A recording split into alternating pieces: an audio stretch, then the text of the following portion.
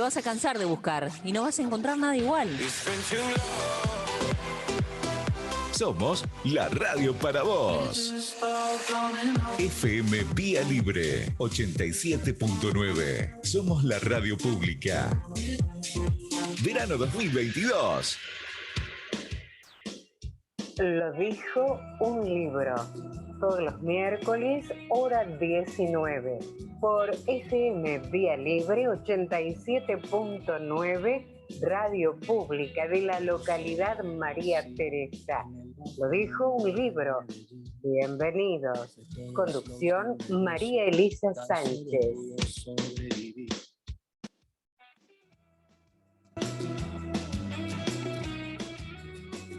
Hola, hola, muy pero muy buenas tardes. Bienvenidos a este programa llamado Lo dijo un libro, último programa del año. Un programa muy especial, estoy muy contenta por lo que va a ser el desarrollo de este programa. Les quiero comentar a la audiencia que si quieren participar voy a estar haciendo un sorteo. Accesorios FC, uno de mis sponsors, se ofreció a sortear un anillo, así que aquellas personas que quieran hacer un regalito, que quieran ganarse algo, pueden mandar un mensajito, porque hoy vamos a estar comentando y compartiendo un precioso libro, un libro muy particular, pero quiero, antes que nada, presentar a mi invitado. ¿Quién es él? Él se llama Graciano Córica. ¿Quién es él? Es profesor de Ciencias de la Educación y licenciado en Ciencias Sociales y Humanidades. Actualmente está cursando la maestría en Filosofía en la Universidad Nacional de Quilmes.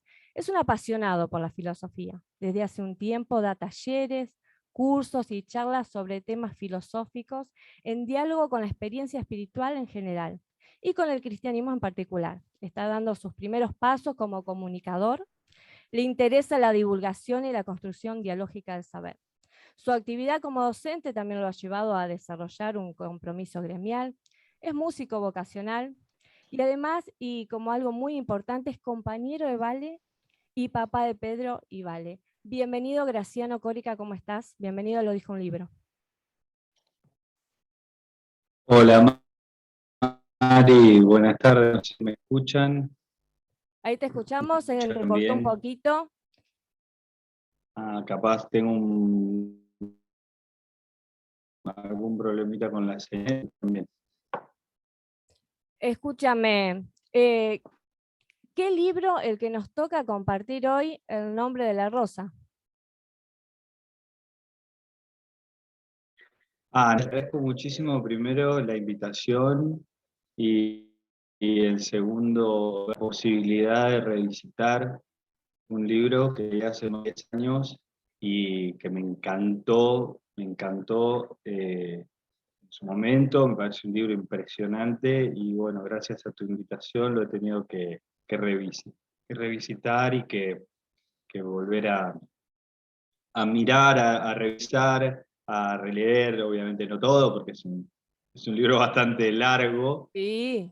pero muy, muy, muy emocionado y muy agradecido por poder hablar de libros, aunque haga 40 grados de calor, aunque se termine el año, seguimos con este entusiasmo que nos producen los textos, ¿no?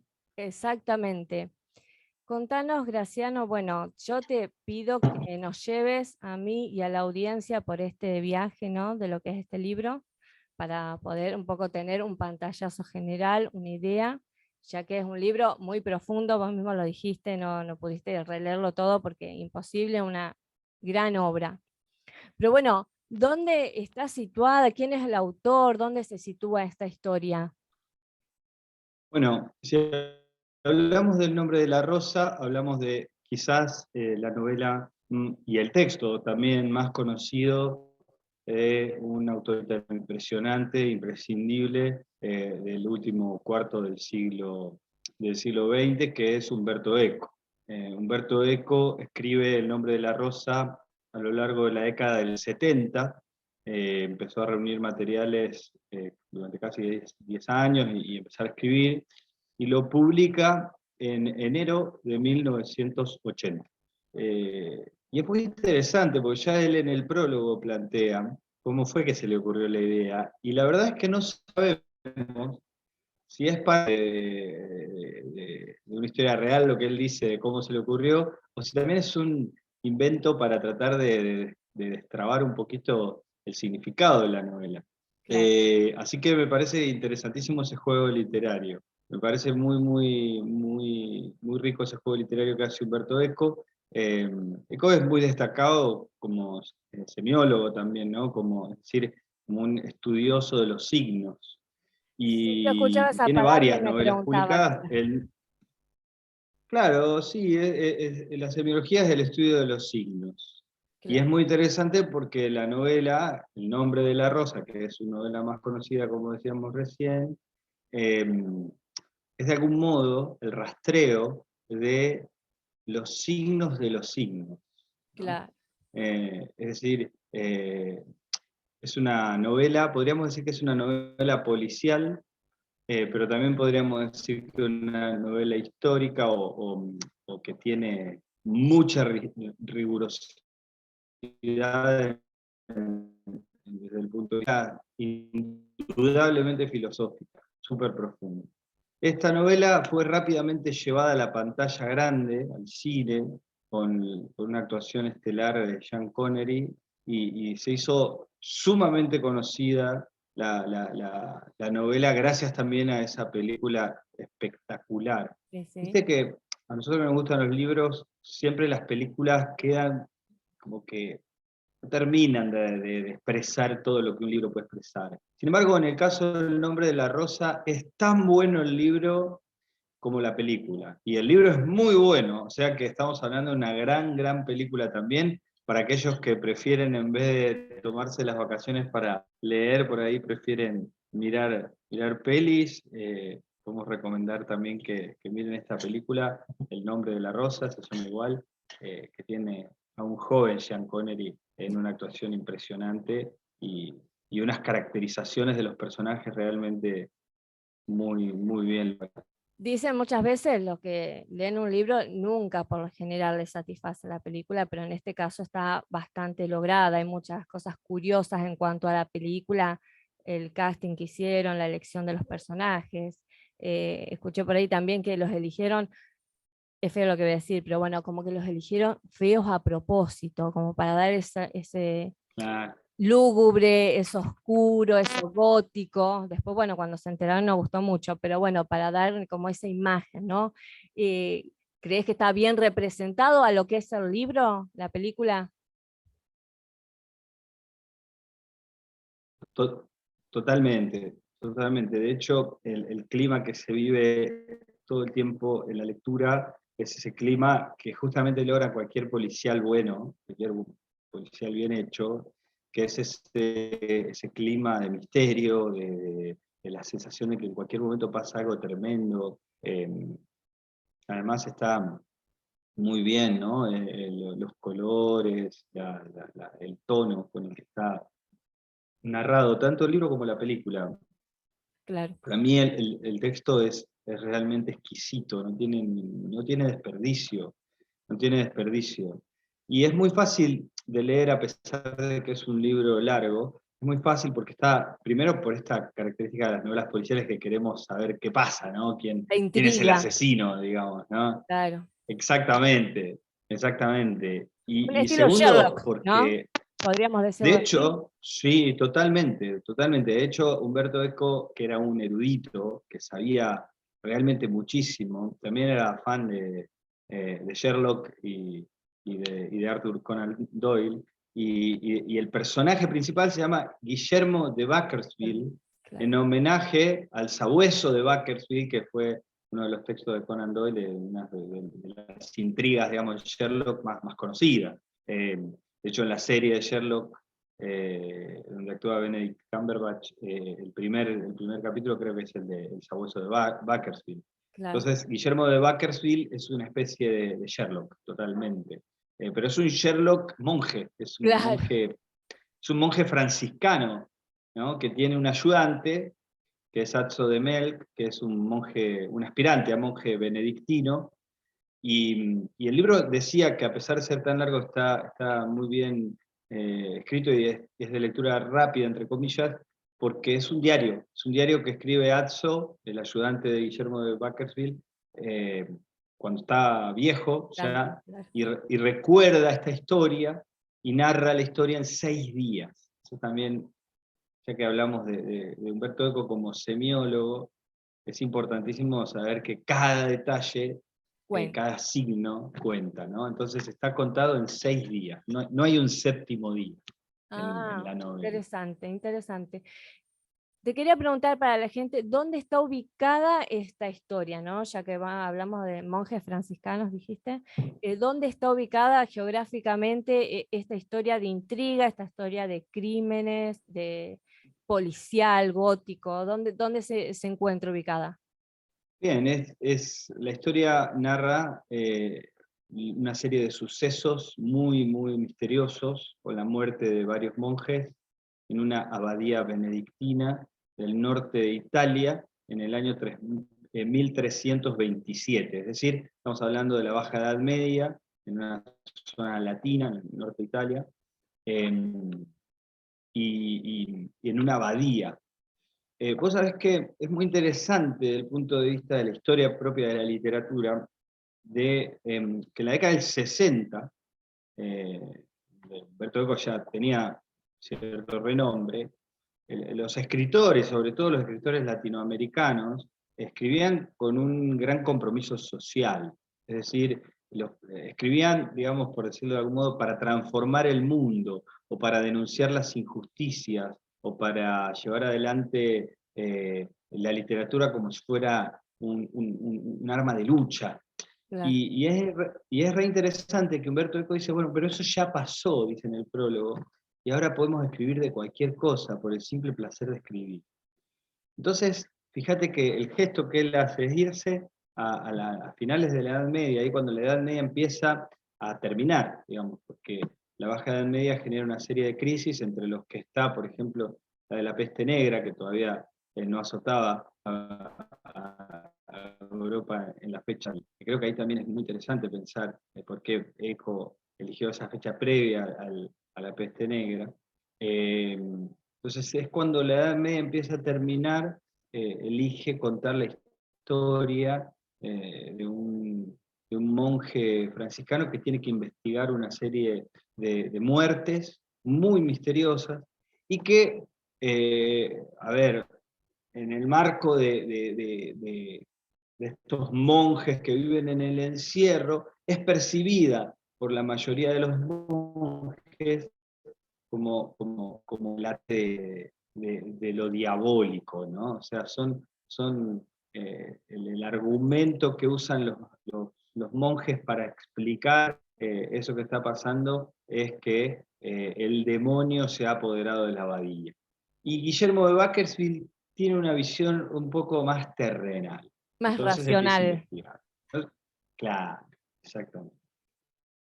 ¿Y con qué se va encontrando en este lugar, en esta abadía, tanto él como su discípulo, su alumno que va a ir aprendiendo, ¿no? Vemos ahí esa caracterización de la persona que busca aprender de su maestro, ¿no? Esa actitud, ¿no? De querer aprender y va observando todo lo que va pasando. Bueno, eso es maravilloso porque uno conoce a Guillermo de Bakersfield, que es el gran protagonista de la historia, a través de los ojos de Atzo.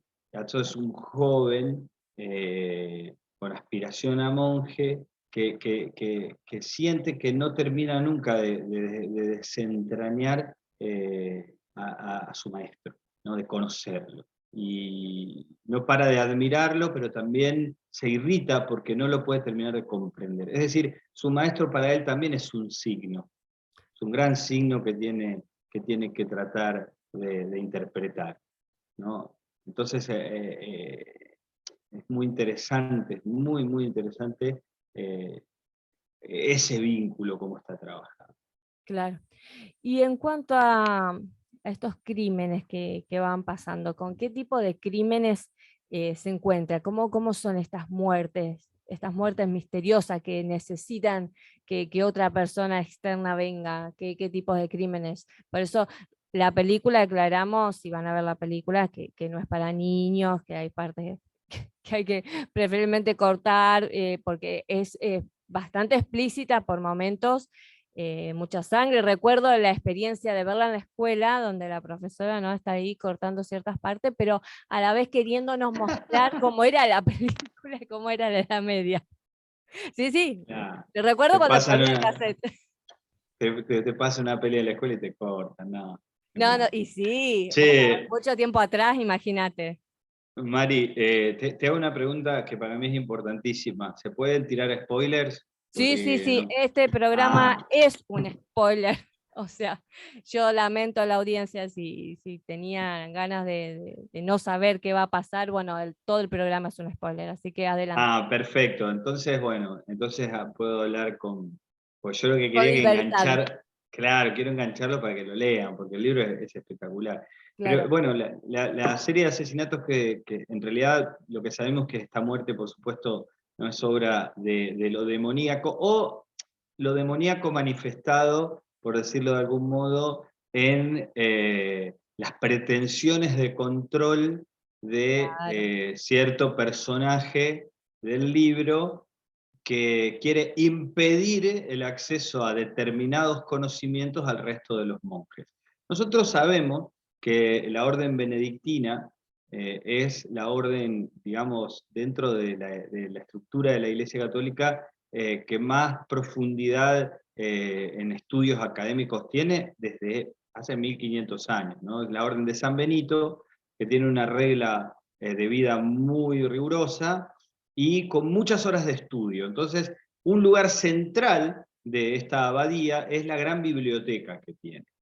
Y ahí también, para nosotros argentinos, hay una especie de guiño muy interesante porque Jorge Luis Borges es de algún modo homenajeado a lo largo de este texto, a través de un personaje eh, bueno, que es amante de los libros, de las bibliotecas, y que hay un poquito ahí algunos cruces con otros textos espectaculares de Borges, como la Biblioteca de Babel, por ejemplo, ¿no? Bueno, muchos cruces hay, muchos cruces con Borges, eh, y también con un poema de Borges, que habla justamente sobre el nombre de la rosa.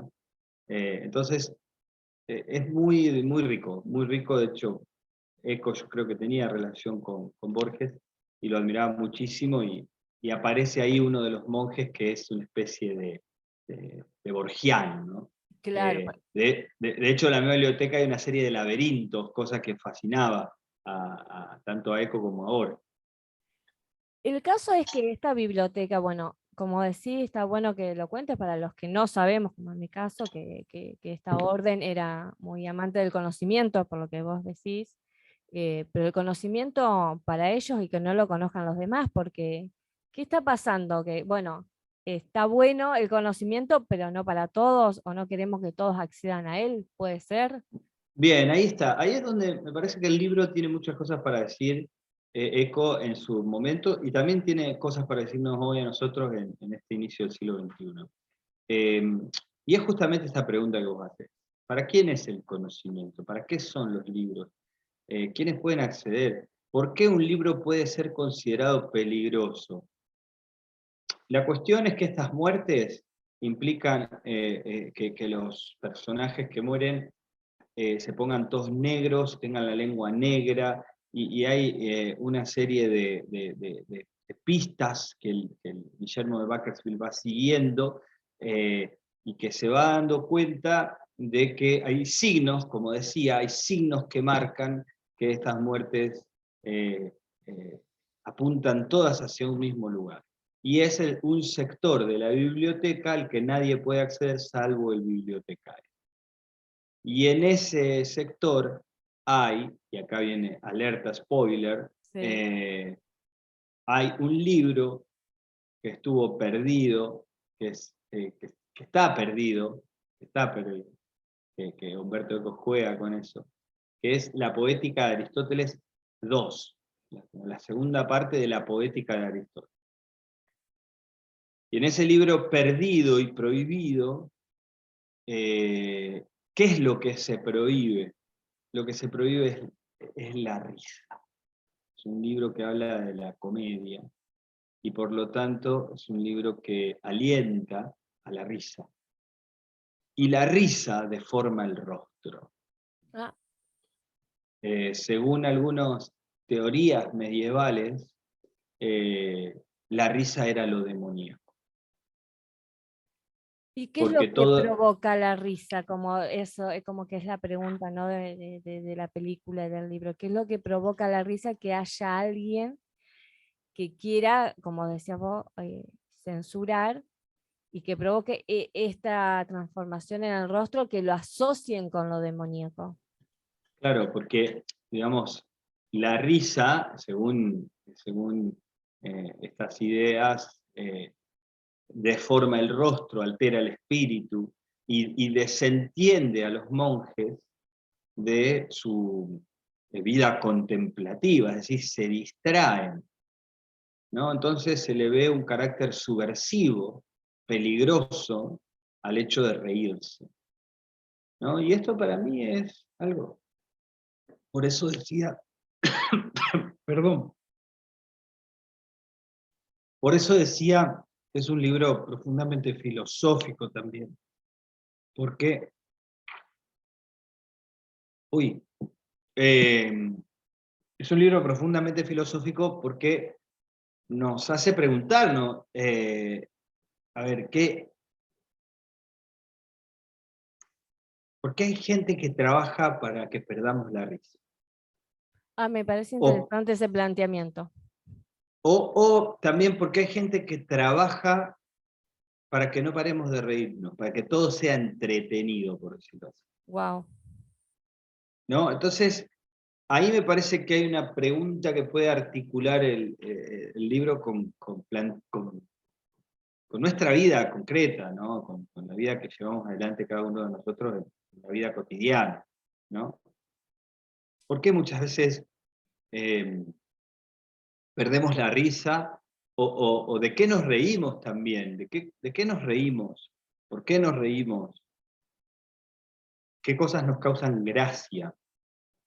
Que es subjetivo a Bueno, cada individuo, es increíble, porque lo que le provoca risa a uno, a otro no le va a provocar ni un centímetro de risa.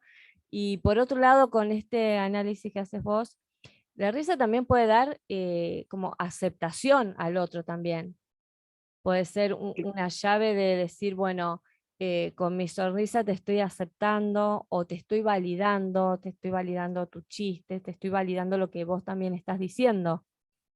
claro, y es una especie de espasmo también, o sea, porque no es lo mismo la sonrisa que la risa, ¿no? La risa simplemente sale, es muy difícil forzarla y cuando uno la fuerza se nota, digamos, es una especie de espasmo. Y si bien, como vos decís, cada uno se ríe de cosas distintas, también muchas veces nos reímos de las mismas cosas. ¿Qué sé yo? Por ejemplo, una cosa que a mí me llama la atención es por qué nos reímos cuando alguien se cae. Ah, ¿Por qué bueno, los esto es golpes, universal. nos... Eso es bastante universal. ¿Por qué nos reímos cuando alguien se cae, ¿no? Es decir, hay giros, hay chistes que los que se dedican a la comedia los hacen a todos. Qué sé yo, el ruido a pedo. Es algo que da risa. En las películas te ponen una cosa de esas o en las series, qué sé yo. Y da risa. ¿Y por qué da risa? Porque también muchas de las cosas que dan risa son aquellas que nos incomodan también, ¿no? Entonces, también yo creo que esta prohibición de esta abadía con respecto a una lectura que puede pensar la risa como algo positivo, tiene que ver con el no aceptar lo que es incómodo, lo que incomoda, como no poder alojar aquello que nos pone incómodo. Exactamente. Como te decía, escuchaba hace tiempo atrás, te iba a comentar esto, un filósofo también decía de un programa, vos dijiste algo del entretenimiento que me parece muy interesante, como que esto de vivir entretenidos, ¿no? Y ocupados. Decía este filósofo sobre una locutora que yo no iba a estar más en un programa donde lo que más hacía ella era reírse, ¿no? Se fue por otro tema, pero ya no estaba más esta persona que se reía, que se reía de los chistes que hacía el conductor y con esa risa no estaba validando también, como la risa tiene un poder importante en nuestra vida y que en este caso, en esta historia, se quería evitar y ocultar a través de ocultar el conocimiento, porque a la vez se estaba ocultando el conocimiento y a la vez impidiendo que otros se rían, y para impedir todo esto había crímenes, como mucho, ¿no? Exacto, exacto. Digamos, también esa cuestión del celo, de custodiar el saber, del no querer que no solo el pueblo, sino los propios monjes no tengan acceso a determinado saber, porque el saber implica empoderarse, implica cierto poder, ¿no? De hecho, se cita a lo largo del libro a Francis Bacon, que fue, perdón, a Roger Bacon, creo que se cita, que él ya decía en el siglo XIV, el conocimiento es poder.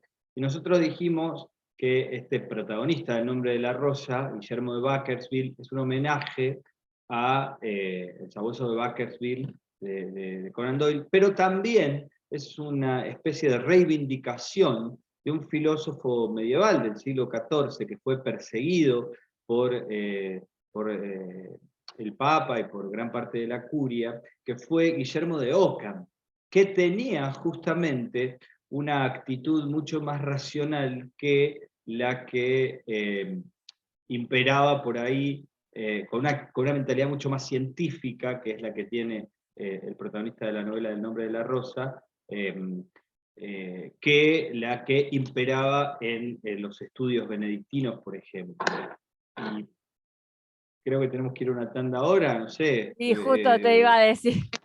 Pero para la próxima parte de la conversación podemos plantear cuál fue también el papel de la Inquisición, tanto en esta novela como en la historia, y cómo eso después permitió la apertura en la modernidad. Exactamente, como dijo mi invitado, nos vamos a ir a una tanda publicitaria. Les agradezco como siempre a todos mis sponsors por ayudarme. Nos vamos a una tanda y seguimos con la otra mitad de todos estos análisis que estamos haciendo de una gran obra que léanla y saquen sus propias conclusiones. Así que ya volvemos, no se pierdan, estamos en Lo dijo un libro. Yo en las tandas encuentro todo. Escuchá lo que la radio tiene para vos. FM Vía Libre 87.9. Sé que es una música así muy lúgubre, pero bueno, para ambientar un poco lo que es la película, ¿no? Para que sepan con qué película se van a encontrar. ¿Qué decís, Graciano? El Nombre de la Rosa es una película que hay que ver sí o sí, por lo menos una vez en la vida. Y el libro, si a quien nos gusta leer, bueno, leerlo. Ahí en la biblioteca pública de María Teresa seguro que está, y en las de la región también, porque es un libro que fue un boom mundial, traducido en muchísimos idiomas, y es muy interesante que tiene muchas frases en latín también, ¿no? Claro. Porque el latín era el idioma considerado sagrado, ¿no? El libro que vos leíste, porque también veía que muchas ediciones, bueno, tenían la frase en latín y las tenía abajo, digamos, la traducción, o tenías que ir a la parte de atrás del libro. De paso le comento a la gente sobre los formatos del libro. No, el mío es una edición de Alfaguara, pero lo compré en mis épocas de estudiante, entonces es una edición más de bolsillo y no tenía esas traducciones, tenía que inventarme yo más o menos lo que significaban. La verdad que a mí me conmueve muchísimo el final. El final del libro es un final que me estremece. Cada vez que vi la película yo siempre hago, vos sabés que tengo una costumbre, a mucha gente no le gusta, y sé de mucha otra gente que hace lo mismo que yo, que es leer los libros empezando por el final. Ay, no, por Dios. Bueno, hay yo muchos leo, que hacen lo mismo, pero no vos puedo, sabés, no podría, no. bueno, pero vos sabés que mi experiencia me ha marcado que es como leer 2 veces el libro. Claro.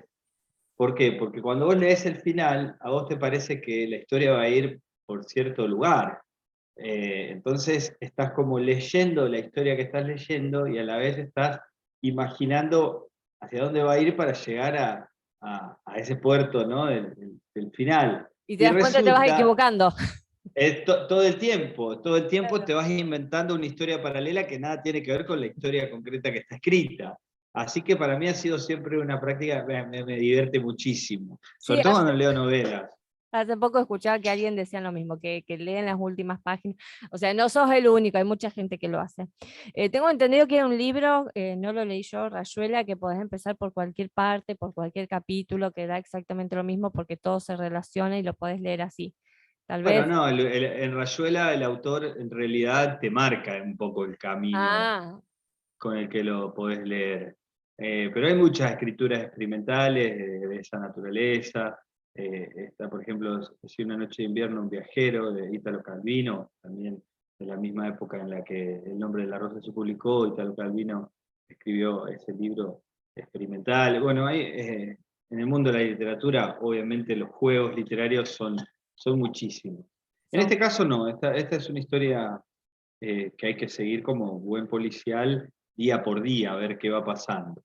Y te decía del final, porque la frase final está en latín acá en el libro, pero si yo la pudiera traducir, la traduciría como y de la rosa solo nos quedó el nombre.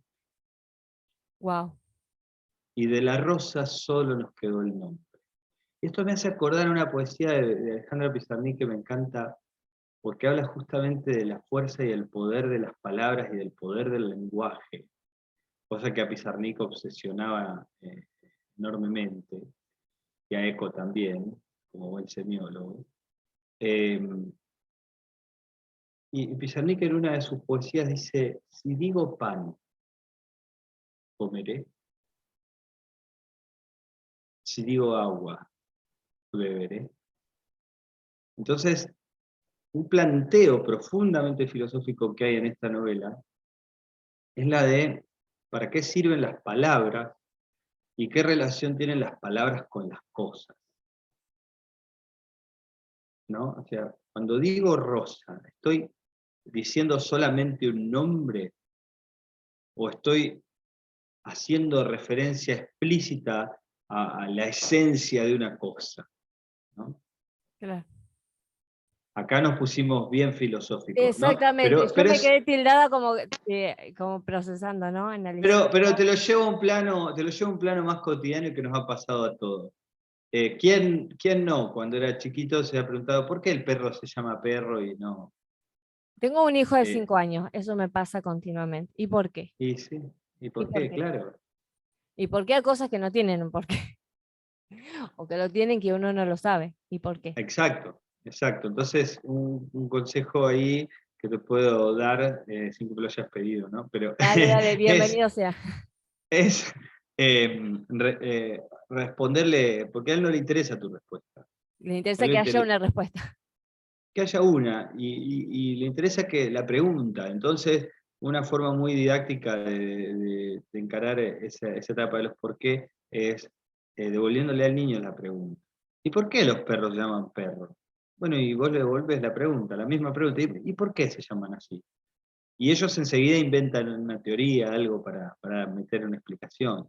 Vos capaz que te matás explicándole y no le interesa tu respuesta. Claro. Sino la pregunta, los motiva. No, muy bueno. La verdad que voy a seguir tu consejo. Voy a seguir tu consejo. Sí, porque llega un momento que todo pregunta por qué el pasto es verde. Bueno, todo. Te quería sí preguntar con respecto a la novela. Bueno, también describe lo que fue la Inquisición. Ubicanos un poquito, a lo mejor lo que no recordamos muy poco de historia, qué fue y cómo la describe acá en esta novela, o sea, qué lugar ocupa acá la Inquisición en esta historia particularmente. Bueno, resulta que cuando Guillermo está llegando a buen puerto con su investigación, un tanto heterodoxa para los métodos de investigación de la época, llega a la abadía la Santa Inquisición.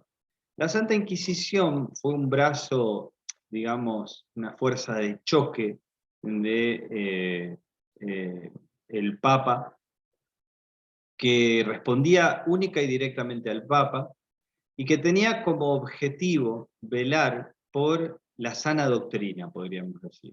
Pero los métodos por los cuales velaba por la sana doctrina son los mismos que se usan ahora para quienes velan por la sana doctrina, ¿no? Es decir, la persecución, el juicio y quemar vivo en esa época, ahora es quemar, qué sé yo, por las redes sociales, a la gente que se desvía, entre comillas, de la ortodoxia o del dogma rígido de ciertos procedimientos o ciertas creencias dentro del universo cristiano, ¿no? Entonces la Santa Inquisición lo que hacía era investigar para ver que no hubiera ninguna herejía y sostener la integridad y la integralidad del cuerpo doctrinario de la Iglesia. Esta es la Santa Inquisición, y en las mismas actas de la propia Santa Inquisición figuran los métodos de tortura y de asesinato que llevaban adelante para mantener a raya a cualquiera que quisiera desviarse de estos cánones, y entre ellos la más famosa es la caza de brujas y la quema, que quemaban vivos, digamos. Hacían una hoguera y quemaban vivos, y de ahí viene la famosa caza de brujas y la quema de... es decir, la mujer era sospechosa en esa época solo por ser mujer. Pero sospechosa de ser bruja, hechicera.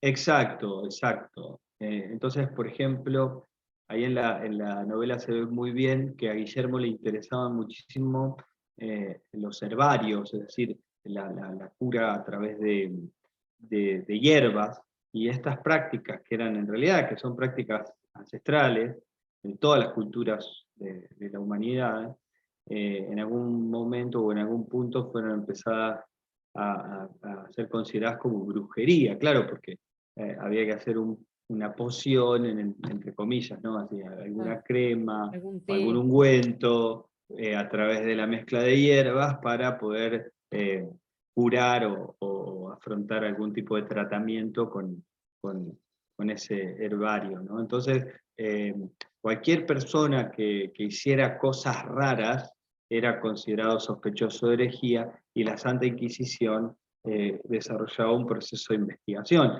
De hecho, la Santa Inquisición lo persiguió a Guillermo de Ockham, pero no llegó a matarlo, pero sí a considerar heréticas sus posiciones, porque él decía justamente en el debate sobre la relación entre las palabras y las cosas, la postura de Guillermo de Ockham era nominalista, es decir, que para él las palabras son solo nombres, son nombres arbitrarios que le ponemos a las cosas, y que el nombre no es la manifestación de una esencia de la cosa, sino es un signo arbitrario.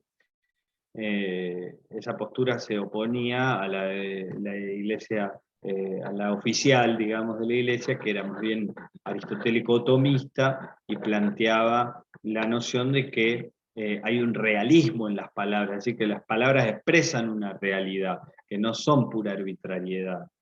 Entonces es un debate re interesante porque no está saldado en absoluto, en absoluto. No quedó ahí. Y no, es un debate súper interesante, y hoy en día la filosofía del lenguaje es quizás la gran estrella de la filosofía contemporánea, y se sigue planteando, digamos, cuál es la función del lenguaje, cuál es la relación entre las palabras y las cosas, digamos, si el nombre de la rosa es solo un nombre, o expresa algo de la rosa. Claro.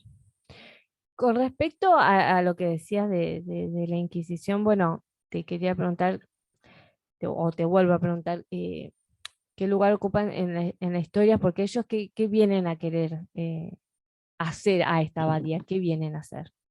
Ya Bueno, estando Guillermo de Valle investigando. Justamente Guillermo es sospechado por sus prácticas poco ortodoxas de ser, digamos, una especie de hereje, porque el tipo está muy interesado en el conocimiento que podríamos decir que ellos mismos nominaban como pagano. Es decir, todo aquel que no era cristiano era considerado un pagano, y a Guillermo de Oca, a Guillermo de Bakersfield, al personaje este principal. El nombre de la rosa, le interesaba muchísimo Platón, Aristóteles, la filosofía, el conocimiento de otras culturas. En esa época fue fundamental el papel de los árabes en el conocimiento de los manuscritos de Aristóteles, que ellos habían logrado rescatar y habían traducido del griego al árabe. Entonces, Guillermo de Bakersfield estaba muy interesado en todo eso y estaba bajo la lupa de la Santa Inquisición, que en el libro termina también, hay una mujer de pueblo, que termina siendo muy importante para la historia del propio Atzo de Melk, es decir, Claro. este ayudante. Entonces descubren ahí a la mujer haciendo cosas raras, dicen ellos, en realidad lo que estaba buscando era algo de comida, porque estaba muerta de hambre, y la terminan acusando a ella de bruja y la queman, y Atzo ve esa injusticia frente a sus ojos, ¿no? Entonces dijeron, el demonio se apoderó de la abadía porque hay una mujer haciendo brujería en la cocina, ¿no? En realidad estaba buscando algo para comer. Eso te quería preguntar con respecto a la mujer, o sea, también ella está simbolizando ahí el tema de la pobreza, que no es menor. En la película se ve en un extremo de una crudeza bárbara, o sea, se ve de una manera muy cruda el tema de la pobreza, la necesidad de comida, como decías vos. Sí, esa necesidad de comida que después se va a agravar muchísimo con la peste negra y que va a acabar con, o sea, nosotros hoy estamos en medio de una pandemia, pero la tasa de mortalidad de este virus no tiene absolutamente nada que ver con lo que fue en ese momento después la peste negra, que mató al 25% de Europa. Si uno de cada 4 personas moría, y una de las causas de la muerte era la falta de condiciones mínimas de higiene y de salubridad y de alimentación de la propia población europea. Entonces, la mujer, la pobreza, el conocimiento, el lugar de la biblioteca, es decir, hay muchos símbolos, muchos signos a lo largo de esta novela genial que es El nombre de la rosa, que podríamos estar 3 horas analizando uno por uno. Déjame decir que finalmente uno, cuando se descubre la causa de las muertes, que era que estas páginas de Aristóteles estaban envenenadas, porque todo aquel que curioseaba el libro se llevaba digamos, el dedo a la boca para poder pasar las páginas, y se moría envenenado por su propio deseo de saber. Digamos, entonces el deseo de saber, aquello que está prohibido, termina funcionando como un veneno que te mata. No es que alguien te asesina, sino Claro. que tu propia curiosidad, como dice el dicho, la curiosidad mató al gato, era lo que te terminaba matando. Y en el enfrentamiento con ese monje que envenenaba los libros, se termina incendiando la biblioteca, que era una biblioteca impresionante, una de las más importantes del norte de Italia. Obviamente todo es ficticio esto, ¿no? Pero es muy Es una historia interesante. ficticia, por supuesto. Que Pero tiene muchos puntos de la realidad, o sea, la Inquisición, Exacto. la pobreza, el tiempo histórico. Y el lugar de las bibliotecas de las abadías, porque así es como nacen, por ejemplo, las escuelas y las universidades. Nacen en abadías y en catedrales, donde se hacían simposios y donde el saber empezaba a circular, pero exclusivamente entre aquellos que se habían ordenado sacerdotes. Entonces, bueno, así es como nacen las universidades en la Edad Media, y el lugar del conocimiento era un lugar de debate teológico, o sea, lo que se debatía tenía que ver con la estructura de la doctrina de la Iglesia Católica, que de alguna manera lo que hizo Umberto Eco con esta novela fue generar muchísimo interés a nivel popular sobre una edad histórica como la Edad Media, que por ahí se pasaba demasiado rápido en los estudios generales de las personas, ¿no? Umberto Eco fue un gran medievalista, y de hecho tiene un libro espectacular que yo lo he visto porque una amiga es fan de Eco y de esta colección en particular, que es la historia de la fealdad. Vos hablabas hoy de los feos. Sí, sí. Bueno, y Humberto Eco hace un recorrido histórico de la fealdad y para qué, digamos, a lo largo de cada momento histórico servía esta idea de lo feo, qué es lo feo, cuándo algo es feo, y por qué es feo, y qué función social cumple la fealdad. Y bueno, hace una investigación muy interesante en las catedrales góticas, justamente en Europa, dando cuenta de cómo las gárgolas, por ejemplo, o todo Claro. ese universo así oscuro, gótico, permitía, digamos, controlar a la creencia del pueblo a través del miedo, ¿no?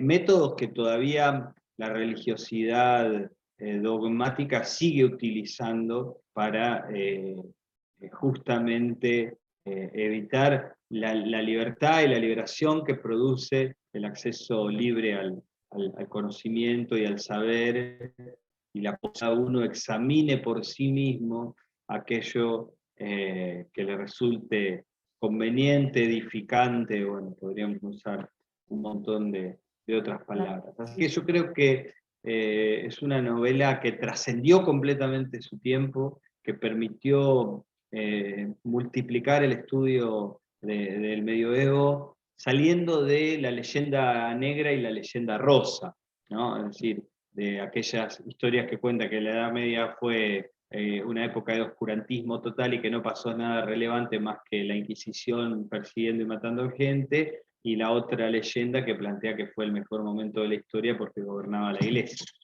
Claro, acá como que hay, claro, ahí tiene todos los ingredientes. Así como ya en los últimos minutitos, ¿vos para quiénes recomendás este libro? O sea, ¿qué te pasa a vos con este libro? ¿Para quiénes los recomendás? ¿Crees que es lectura obligada? ¿Es para arrancar? ¿O para gente que ya tiene un hábito de lectura? Sí, este libro, si yo lo tuviera que recomendar, se lo recomiendo, Mari, al que le gusta leer. Claro. O sea, para poder leer este libro te tiene que gustar leer, te tiene que interesar el objeto libro, porque es un libro también sobre los libros, sobre el lugar de los libros en la historia de la humanidad, pero es un libro a la vez muy entretenido para el que le guste el policial, por ejemplo.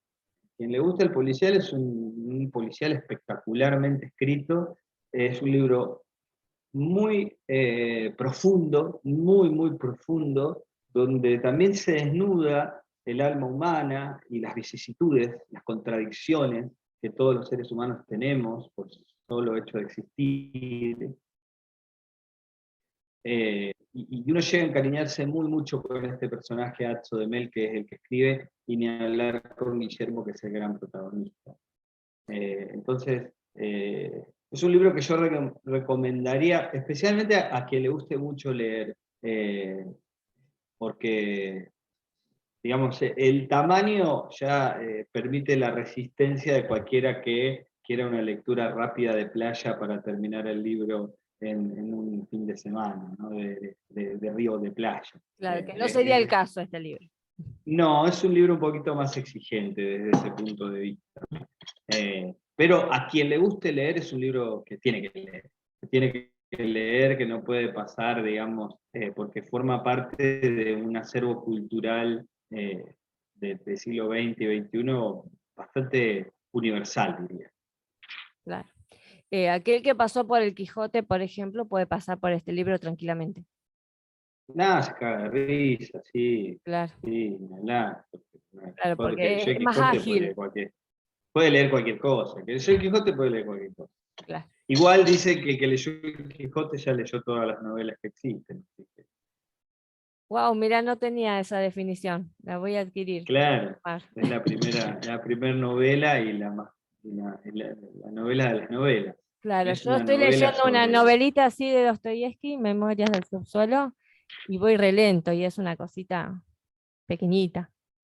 Bueno, pero bueno, estamos hablando ahí de una novela y de un autor con una profundidad psicológica impresionante. Claro. Memoria del subsuelo, de hecho, es quizá el ejemplo más,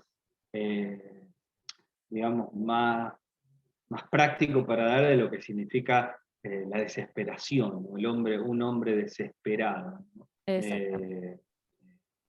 Y me parece que Dostoyevski conocía exactamente esos estados del alma con gran profundidad, porque es capaz de escribirlo y de novelarlo de una manera genial. Sí.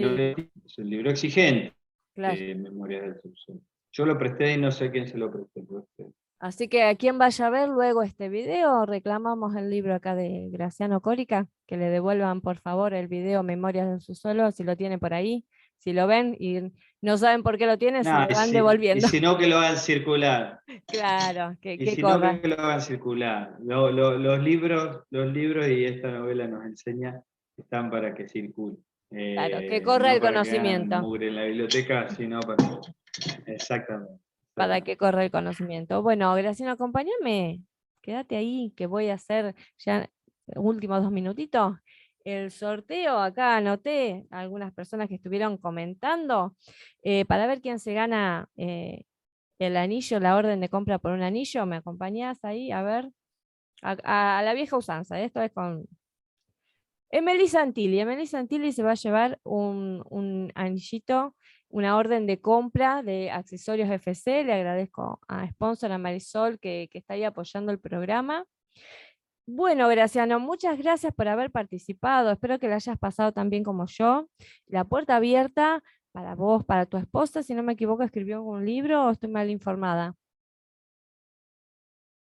No, más que un libro, escribió un cuento, Bueno. que hizo público. Bueno, muy interesante la historia de ese cuento. Yo te agradezco muchísimo a vos, Mari. La verdad que encontrarnos después de tantos años para hablar de un libro como este, a mí me alegra muchísimo. Y también un saludo enorme a toda la gente de María Teresa y de la zona, lo querido para mí, que me trae muchos recuerdos de mi infancia, de mi adolescencia, cuando yo jugaba al fútbol, al handball. Así que un gustazo andar por el aire de María Teresa, gracias. Muchísimas gracias. Gracias, Graciano, por participar. También para mí es un privilegio entrevistarte. Por supuesto, la puerta abierta de Lo Dijo un Libro para compartir otro cuando quieras. Este es un espacio para compartir la literatura y que lo que cada uno le surge, ¿no? Y más si son debates filosóficos, como nos gusta a ambos. Hasta aquí ha sido, señores, Lo Dijo un Libro. Graciano, ¿te parece que nos vayamos con Raza de Fuego? No, eso ya es un honor muy grande. Es mucho, nos vamos con un poco de rock, escuchando Raza de Fuego en honor a nuestro invitado. Escuchamos cómo canta, porque como dijimos, además de ser profesor y de muchas cosas más, es músico, así que los vamos escuchando. Que tengan un feliz año, que la pasen precioso, que tengan intención de pasarla bien, que lean mucho y que la pasen genial. El programa se toma 15 días de vacaciones, nos encontramos dentro de 15 días, que tengan una excelente semana. Chau, chau. Chau.